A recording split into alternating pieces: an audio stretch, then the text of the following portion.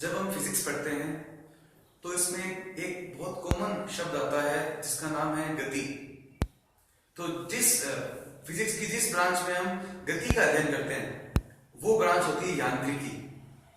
तो यांत्रिकी शाखा में हम किसी भी वस्तु की गति का अध्ययन करते हैं।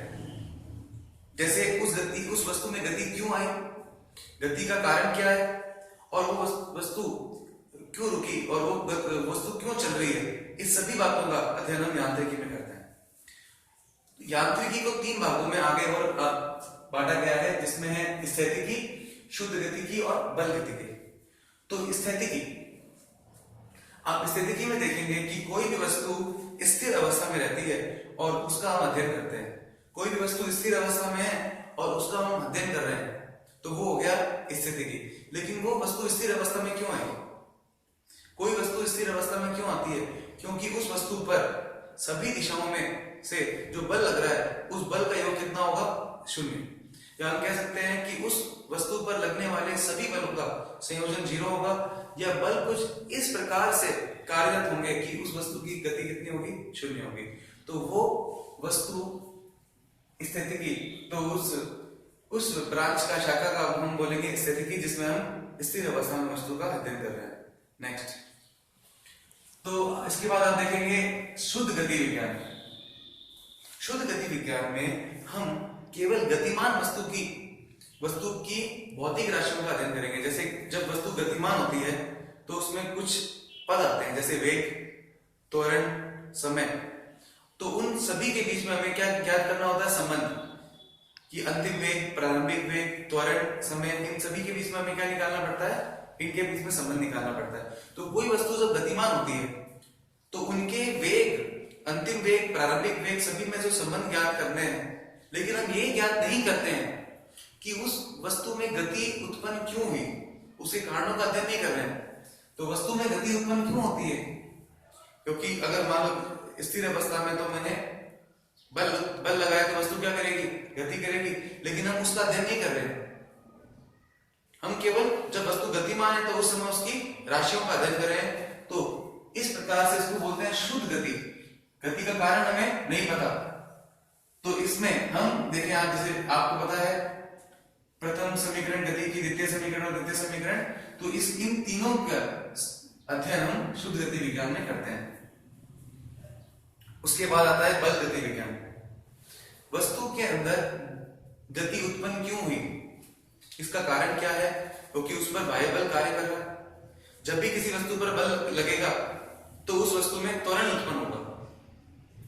तो उस वस्तु से त्वरण उत्पन्न होने के कारण उसके वेग में भी परिवर्तन होगा, उसके वेग में वृद्धि होगी, और इस कारण उसके वेग में वृद्धि या कमी होगी। तो हम कह सकते हैं यह बल गति विज्ञान है। तो बल गति विज्ञान में हम इन चीजों का अध्ययन करते हैं, जिसे आप सूत्र देख रहे हैं। अब बहुत इंपॉर्टेंट आप पॉइंट देख रहे हैं, इसके बाद निर्देश तंत्र। उसके बाद देखो, फिजिक्स में निर्देश तंत्र को समझना बहुत जरूरी है। निर्देश तंत्र क्या होता है? निर्देश तंत्र एक ऐसा बिंदु होता है, निर्देश तंत्र एक ऐसा बिंदु होता है जिसके सापेक्ष किसी वस्तु की स्थिति, गति, त्वरण और सभी चीजों का अध्ययन किया जाता है। देखो, किसी भी चीज की स्थिति अगर हमें बतानी है तो उसके लिए एक बिंदु का होना जरूरी है। जैसे ये एक बिंदु है और इसकी स्थिति क्या है, तो किसके सापेक्ष हमें ज्ञात करनी है? मान लो बोर्ड के सापेक्ष। तो हमने बोर्ड को क्या माना? निर्देश तंत्र। और ये एक बोर्ड है, निर्देश तंत्र है, और हर निर्देश तंत्र में 3 अक्ष होते हैं। ये आप देख रहे हैं x, ये आप देख रहे हैं y, और इधर z। तो ये बिंदु हम लेते हैं यहाँ पे। इस बिंदु की स्थिति ज्ञात करनी। ये बिंदु x में, एक्सिस में कितना दूर है? मान लो 1 मीटर। तो यहां से ऐसे x अक्ष की दूरी कितनी होगी? 1 मीटर। y मतलब इस बिंदु से कितनी ऊंचाई पर है? तो माना 0.5 मीटर।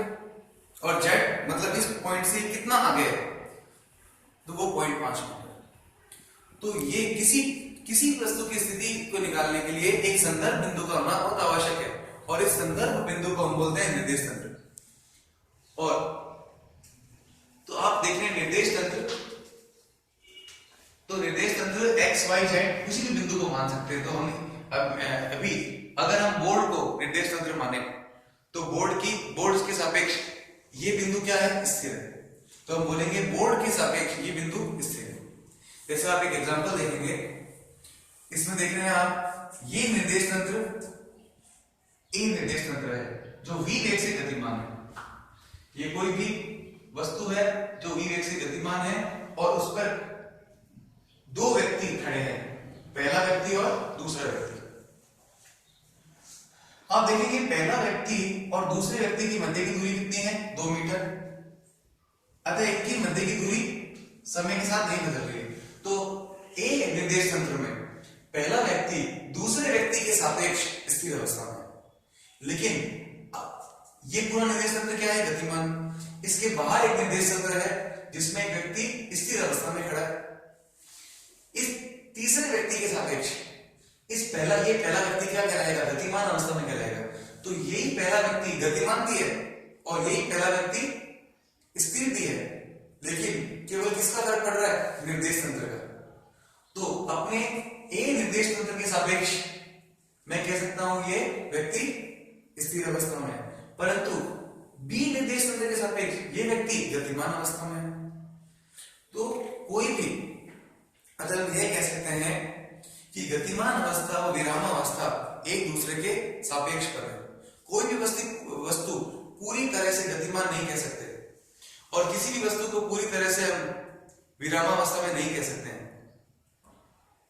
तो गतिमान अवस्था विरामावस्था किस बात पर निर्भर करती है, तो गतिमान अवस्था व विरामावस्था प्रेक्षक पर निर्भर करती है। वह प्रेक्षक क्या होता है, निर्देश तंत्र। तो निर्देश तंत्र ये बताता है कि कोई वस्तु गतिमान है या विरामावस्था में।